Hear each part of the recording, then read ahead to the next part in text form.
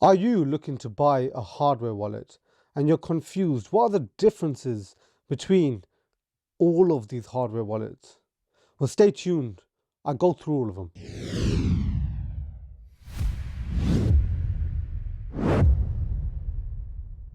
Hello everyone, my name is Jutan Al Ahmed and today we're going to be discussing different types of hardware wallets. Let's begin with a QR wallet. What is the main function of a QR wallet? It's a wallet that's normally air-gapped. Therefore, there is no connection. An example, the Keystone Pro or the Engrave. These are QR hardware wallets. These wallets, you scan a QR code, sign the transaction, and they've also obviously got a camera and vice versa. You do that via the app, and this is how you sign transactions onto the blockchain to transfer your funds. There's also wallets which are used via Bluetooth.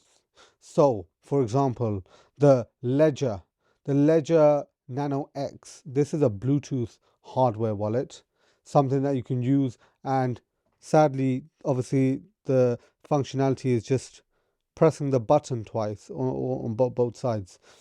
This would also broadcast a transaction to the blockchain.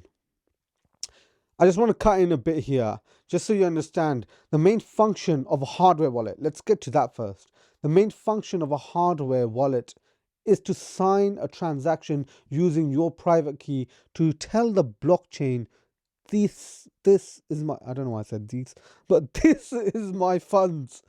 The assets that I'm transacting and I'm saying that I want to transact is my funds. I'm the one authorizing it. There are also USB based wallets. Again, the Ledger Nano X or the Nano S.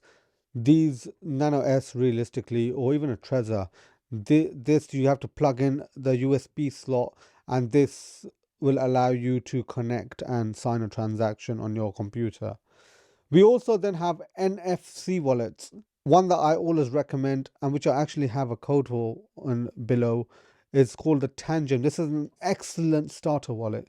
If you are a starter in crypto, in the crypto space, Tangem is a very good wallet. It's actually very, very secure. The only reason I don't ever recommend using this as a main wallet is because of the fact that I believe in using the Shammir Backup. We'll get to that another time. So, how does the NFC wallet work? I've got actual videos on the Tangem wallet and how it works, but I'll explain. You literally scan your card using the NFC technology to sign a transaction. One trend that you can see of what I'm talking about here is methods of signing a transaction. This is a key take that you should take from this video. Finally, if you are somebody that only loves Bitcoin, for you, there is a Bitcoin only wallet. There are many, many Bitcoin only wallets. One which I do think is great is the Keystone. The reason is they made Keystone using the Bitcoin community, and they do have just Bitcoin only firmware for their device. So for example, you can have Bitcoin firmware only if you only want to store and hodl Bitcoin, or you can have a multi crypto asset firmware. So obviously you decide that on when you purchase the product and want to import that firmware. Just so you're aware, this should have captured all of the types of hardware wallets that you could purchase.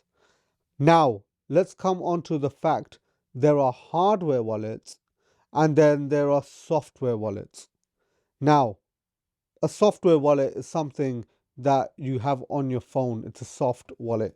People, do you know, for example, people say hardware or hard keys, a keyboard with hard keys, and soft keys. Soft keys are your keyboard on your mobile phone, for example, a touchscreen or your iPad, and hard keys are the keys on your keyboard, for example. So a soft wallet is something that you have as a software-based wallet. You can use, for example, MetaMask, Phantom Wallet, even Coinbase Wallet. There's many others. Then you can even, you don't really call this a wallet, but I would even go to the extent of saying exchanges can be wallets, because many people hold their assets just in exchanges. I don't know why, unless you're selling and you're like trading. I don't know why you would ever do that. But yeah, software wallets, I wouldn't recommend that. Quick disclaimer here. I am no financial advisor, no tax advisor, no legal advisor. I'm no advisor of any such. I'm just an educator and entertainer. Lol. Anyways, I keep saying this, lol.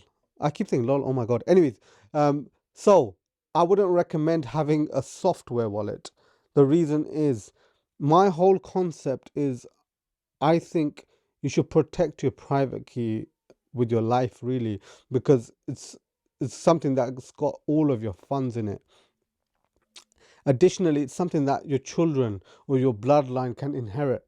So why would you even take any risk of your private key unless it's a burner wallet where you don't care, you're putting little funds which you don't care if you lose. It's like if I had some money and I just did a transaction even just because I was testing.